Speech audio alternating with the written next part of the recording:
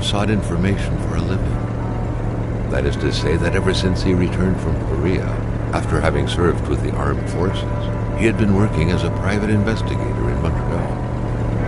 William Hamilton, a rich industrialist, had gotten in touch with him regarding a simple vandalism issue. Nothing to write home about. Not worth hiring a private eye either, just so he can drive for hours on rough roads. But that's how it had always been. The client pays, Carl gets it done.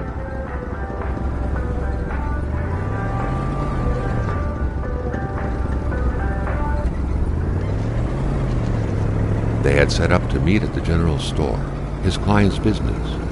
Well, actually, the entire village had William Hamilton's name written all over it.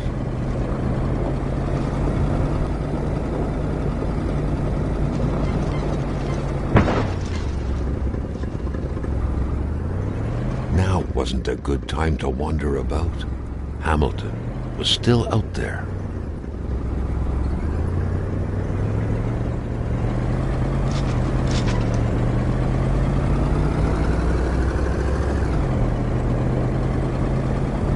When the roads were bad, muddy, or snowed in, it was customary around these parts to close them off.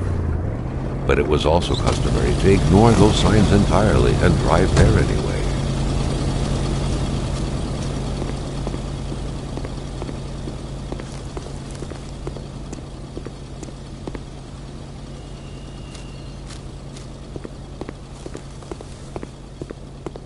There always comes a time when it's just too late to change your mind. His meeting was right around the corner.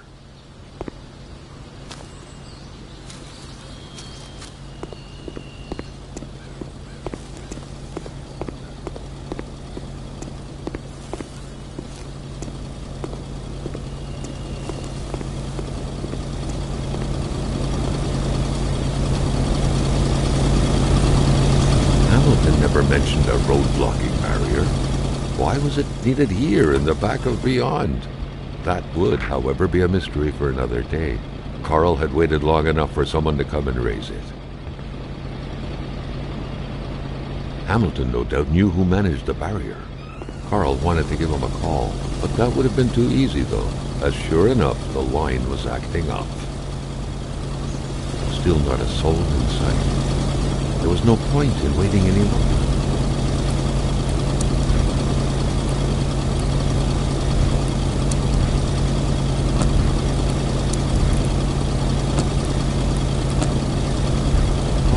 Carl had to figure this one out by himself.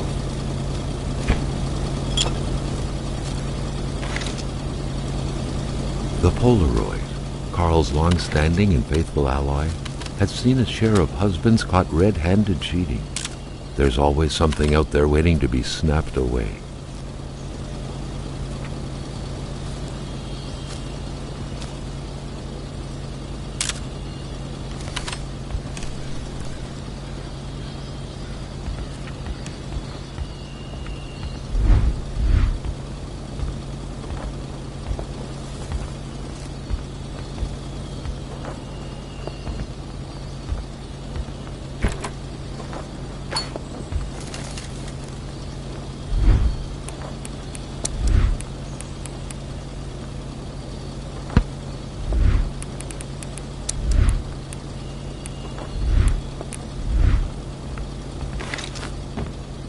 Emperor Duplessis, in spite of his conservative agenda, did a good job in colonizing the rural north, which helped to re-establish the region as an integral part of the province of Quebec. The blue fleur-de-lis could be seen fluttering in the wind here and there, taunting the red Canadian flags on the other side of the province's boundaries. Hamilton is waiting for Carl in the general store. It was time for him to get down to business.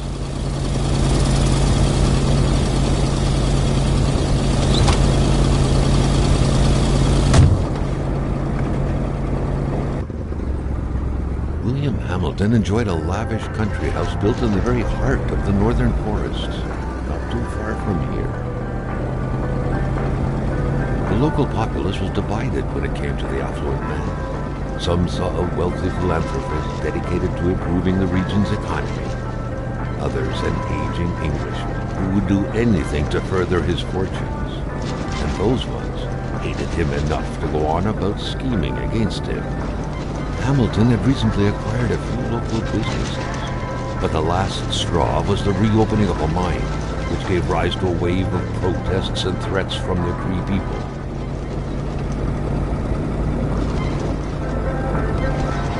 Given these circumstances, Carl reckoned that a good number of people must be feeling compelled to oppose Hamilton in one way or another. So far, only the industrialist's house had been a target, but soon enough, Carl thought, the target would become the man himself.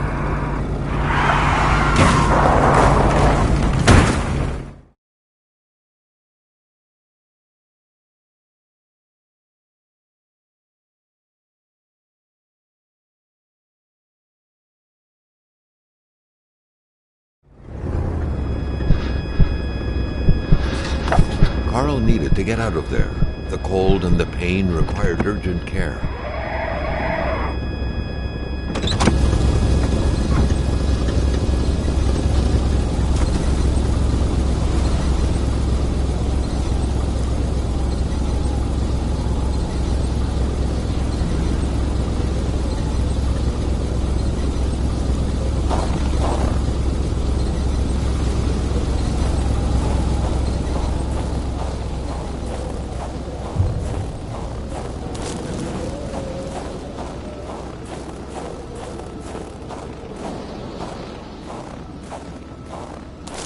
Carl wondered how long he would have to endure this skin-stinging cold. Carl's scout training was buried deep in his memory. What do you need again to start a fire?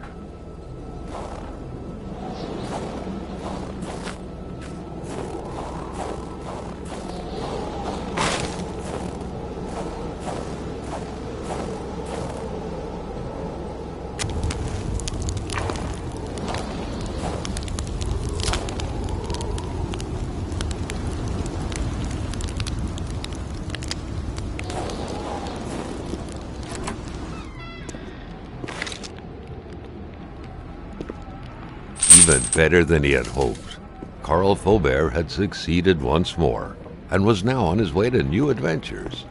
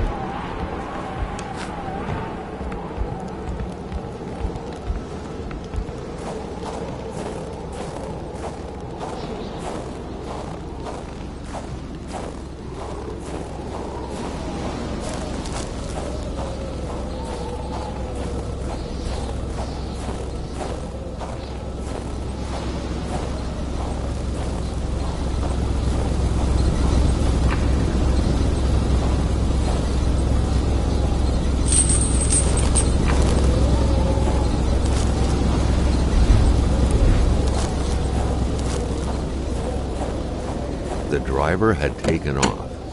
It was still best to check it out and leave nothing to chance. Carl needed help.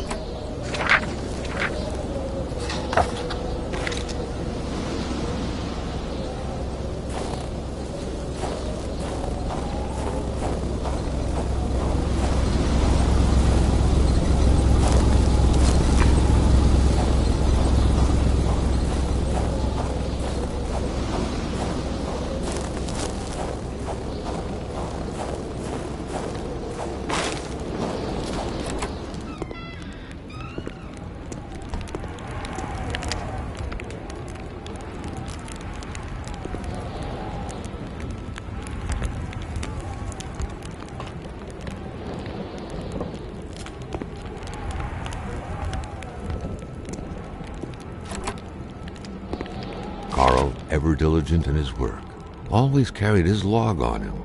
in which he scribbled down thoughts and leads alike during the course of his investigations.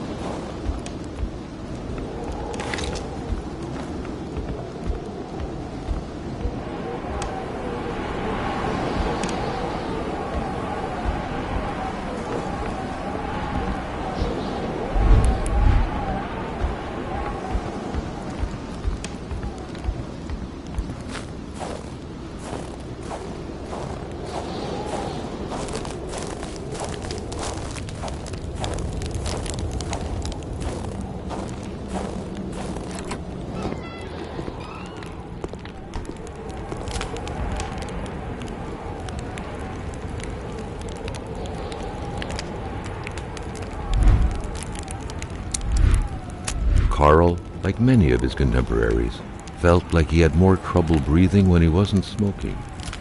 Cigarette was his own personal breathing assistant.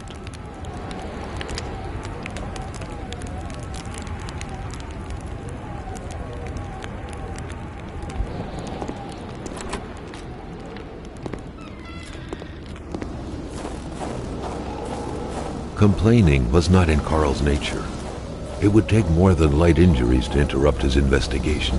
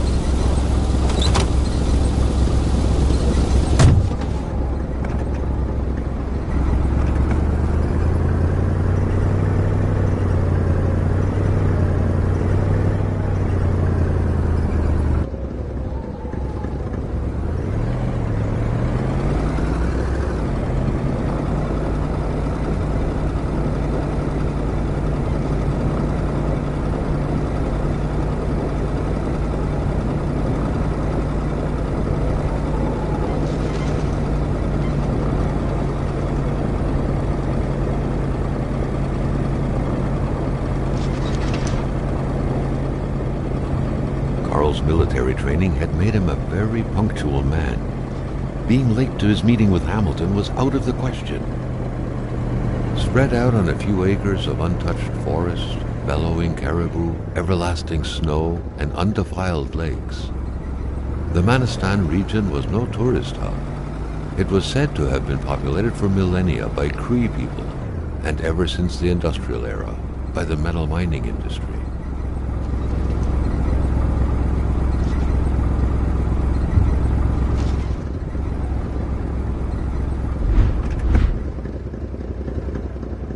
Carl was dying to stretch his legs, but he had to stay focused on the task at hand.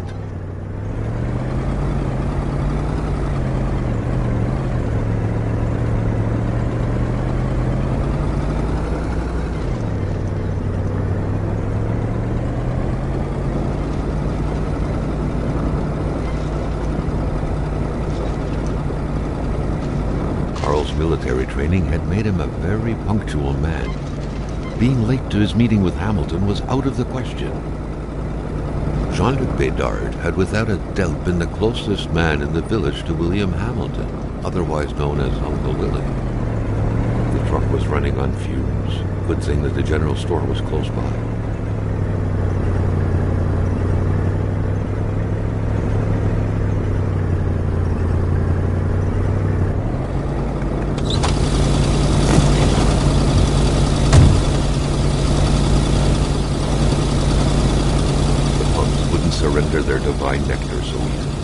In all likelihood, they had to be switched on from inside the store.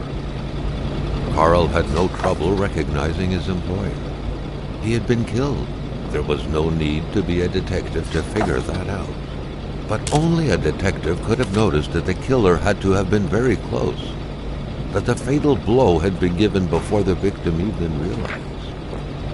Carl felt a chill down his spine and had a terrifying realization. If Hamilton was dead, then who was going to pay him?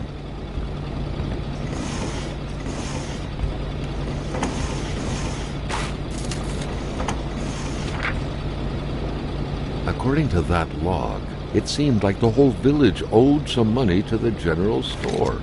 Carl was far more interested in the bunch of nearby addresses he had just gotten his hands on, though.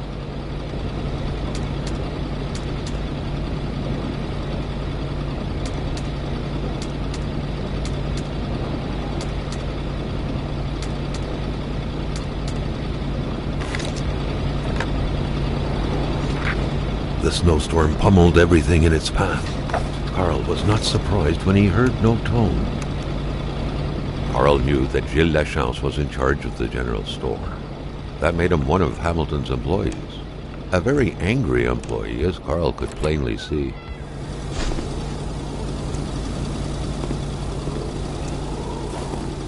Carl was used to strange phenomena, but a chunk of ice like this, as if an iceberg came out of the ground, that was a first. Prince?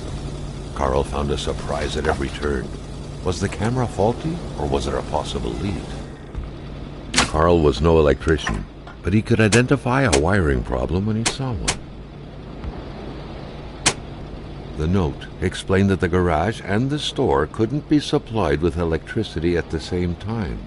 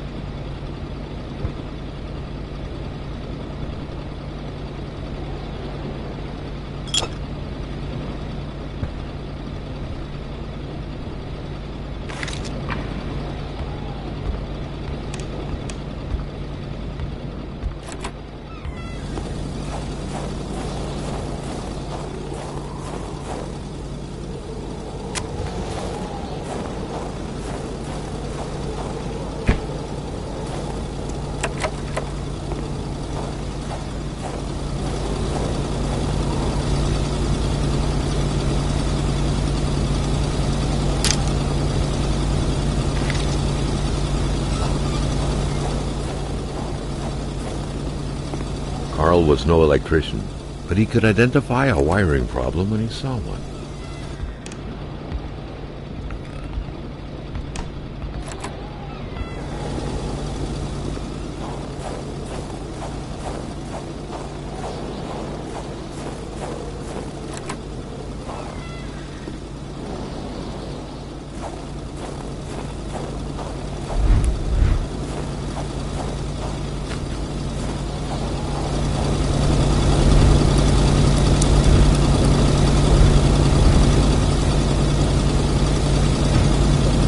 Something fell to the bottom of the box.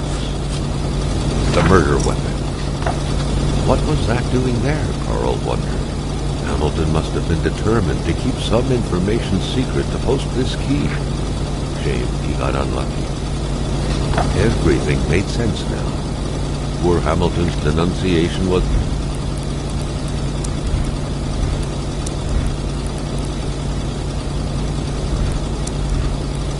interrupted, and he figured it would be best to lock everything up and send the key to his correspondent, who would receive the box later on. Clever, but not enough. That's what happens to ordinary people playing spy.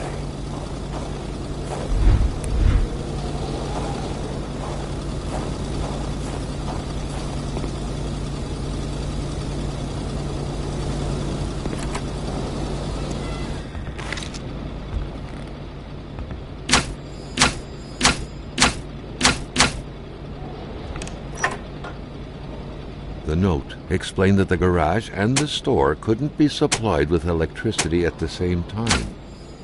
The note explained that the garage and the store couldn't be supplied with electricity at the same time.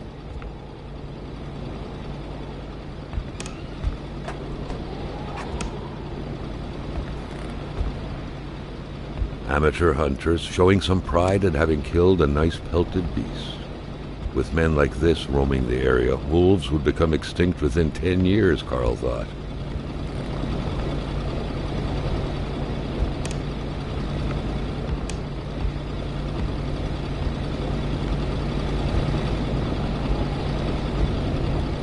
A radiator without power is as good as a wood stove without logs.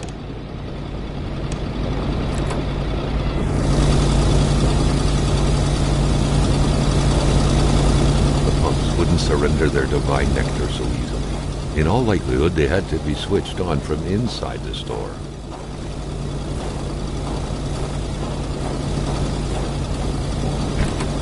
The milkman had to drive by every week to fill the bottle. The fresh milk indicated a recent visit.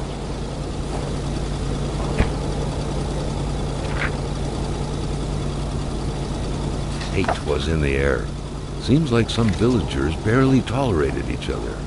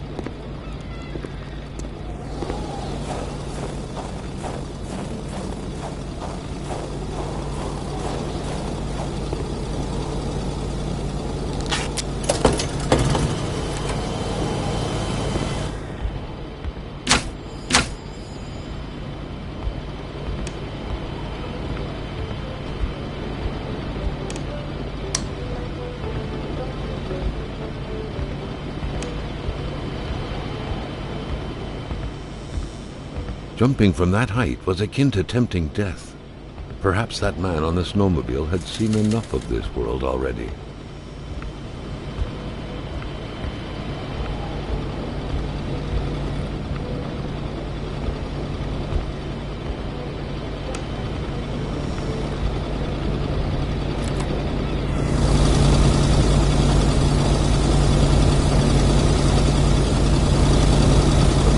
Surrender their divine nectar so easily. In all likelihood, they had to be switched on from inside the store.